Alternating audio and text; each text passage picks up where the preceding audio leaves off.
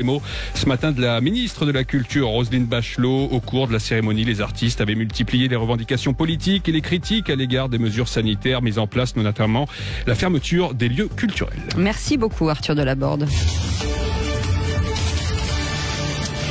Et Cédric Cizère est avec nous. Lui tout seul, c'est un vaccin contre la morosité avec des effets secondaires, voire tertiaires, des espèces de crampes zygomatiques avec des maux de ventre. Oh, qu'est-ce que j'aime être comparé à un vaccin. Bonjour mes chers compatriotes, ça me fait vraiment plaisir. C'est vrai que j'ai un scoop pour vous. Oui. Un truc qui va vous faire tomber de votre chaise chauffante. Oui. Vous êtes prêts ? Oui.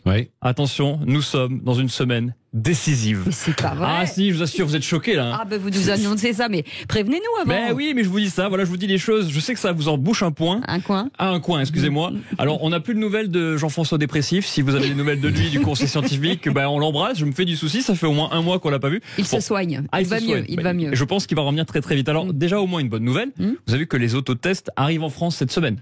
Ça, c'est pas mal. 5 € l'autotest, à trouver en magasin, en pharmacie, efficace à 72%.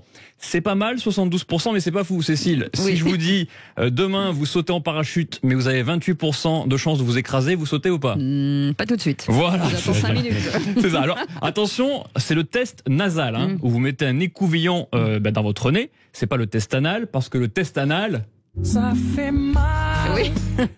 Oui, ça fait mal. Bon, ça existe. Ça existe. Bon, c'est pas vrai, ça fait pas mal. Franchement, je l'ai déjà fait plusieurs fois. Le test anal, ça va. Ah oui, peut-être que. Enfin, c'est quoi le problème avec le test anal? Vous êtes sûr de ne pas avoir le Covid? Non, c'est pour le plaisir que j'ai fait le test anal plusieurs fois. Non, ça me. Bah, dites donc. Oui, écoutez, on a le droit de se faire un peu plaisir. Alors, comme j'ai peur qu'on soit reconfiné, je m'informe sans arrêt, même en voiture, je suis sur Internet. Ouais. Un œil sur la route, un œil sur le téléphone. Heureusement, vous en avez que 2. Exactement. Et l'avantage de loucher surtout. Je louche, c'est bien. Et bizarrement, on vient d'apprendre qu'un Français passait en moyenne seulement 5 minutes par jour sur les sites d'information sur Internet. C'est pas beaucoup, 5 minutes. C'est pas beaucoup. Sur les sites d'information. Sur les sites d'information, 5 minutes par jour. Et c'est peut-être parce qu'ils s'informent autrement, comme cet auditeur. Bonjour, je suis Christian Jacquard. J'appelle de la plus grande commune viticole de France, Évian. Moi, je m'informe uniquement par la presse papier qui est bien plus sérieuse et complète. Ce midi, par exemple, j'étais chez le dentiste, j'ai lu tous les magazines de la salle d'attente. C'est bon, je suis à jour. Je sais que Zidane vient d'avoir le ballon d'or et que le président Chirac vient de nommer Nicolas Sarkozy au ministère de l'Intérieur. C'est le problème des journaux dans les salles d'attente. Mais c'est ça, je comprends pas. Mais comment c'est possible? Pourquoi dans les salles d'attente, on laisse que des magazines qui ont 7 ans? Je me pose cette question. Sur la couverture, t'as Benjamin Castaldi qui annonce son futur mariage, alors que depuis, il a divorcé 3 fois.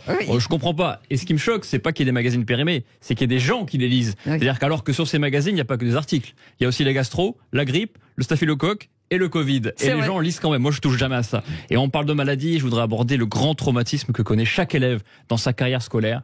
La piscine.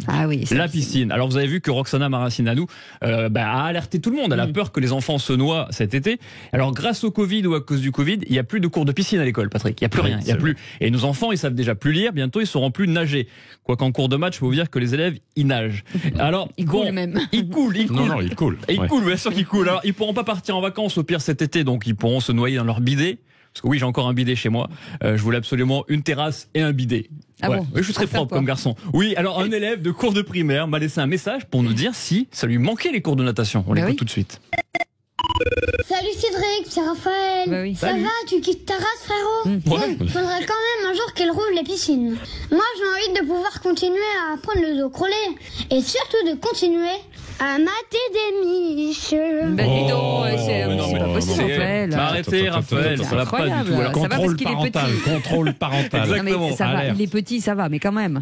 Quand même, il n'y a pas grand chose à voir, heureusement pour lui. Alors, que peut-on subir de pire comme humiliation à l'école que les cours de natation? Parce que Roxana, elle s'inquiète, mais moi, franchement, ça m'a traumatisé. Et pourquoi? Parce que la piscine, c'est l'endroit qui rendrait même Brad Pitt dégueulasse. C'est vrai. Et tu portes un bonnet de bain en latex qui fait qu'on pourrait te surnommer Durex. Mais vous, ça va pas vous changer grand-chose. À l'époque, si, vous vous rendez compte, j'ai eu quelques cheveux, j'en ai eu 25 de cheveux. Mais c'est vrai, tu ressembles à Durex, t'as des lunettes qui te serrent tellement que t'auras encore la marque dans 2 jours, et surtout t'as le magnifique slip moule paquet que ta mère a acheté 2 tailles en dessous. Et comme en plus l'eau elle est à 12 degrés, je peux te dire que t'impressionnes personne, malheureusement. Et c'est souvent l'hiver, donc t'es blanc. En plus, voilà. Alors, le prof de sport, il s'en fout. Alors, parce que lui, il est toujours en jogging, il se met pas à poil. Vous avez vu que les profs de sport, même à un mariage, ça reste en jogging. Oui. Alors, et pourquoi d'ailleurs?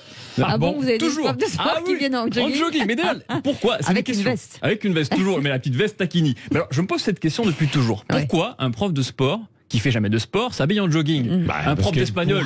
C'est pour faire illusion. Oui, c'est ça, Napi. Il pourrait courir quelques instants. Ouais. Ah, vous croyez que c'est ça? Parce qu'un prof d'espagnol, il s'habille pas en torero. Non. Donc pourquoi?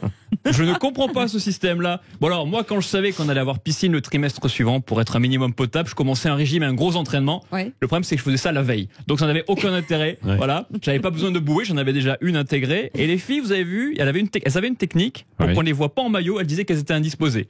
Moi, j'avais des copines, elles avaient une maladie orpheline, elles étaient indisposées pendant 3 mois. C'est incroyable. Alors, vous voyez que les femmes, elles ont plus de chance que nous finalement. Et il y a une maman d'élève qui a voulu nous dire pourquoi elle aussi était déçue que son fils n'allait plus à la piscine à l'école. Oui, c'est intéressant. Bah oui. Bonjour Cédric, c'est Martine. J'appelle de la Grande Lotte. Encore une fois, on pense pas aux parents. Je suis désolée, mais les cours de natation étaient indispensables pour mon fils. Ah oui. Au moins dans la piscine, ça le forçait à prendre un bain 1 fois par semaine. Oh, mais non. Si, c'est pas faux. Hein. Alors donc ça n'est pas une légende. Les garçons se lavent 1 fois par semaine. Ah oui, c'est terrible. À cause des gens qui se lavent pas à la piscine municipale, c'est encore plus sale que l'eau dans les toilettes.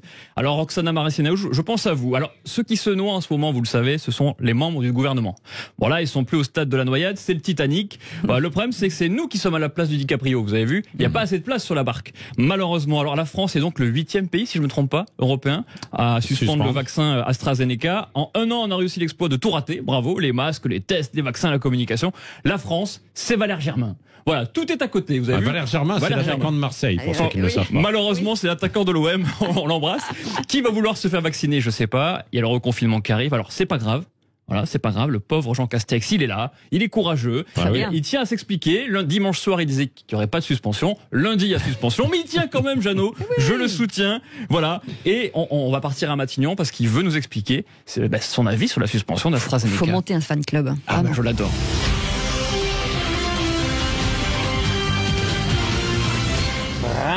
Français, le gouvernement vous confirme que ce n'est pas parce qu'on suspend AstraZeneca que ce vaccin est mauvais. Très bien. Si on devait suspendre tout ce qui est mauvais, il n'y aurait plus personne au gouvernement.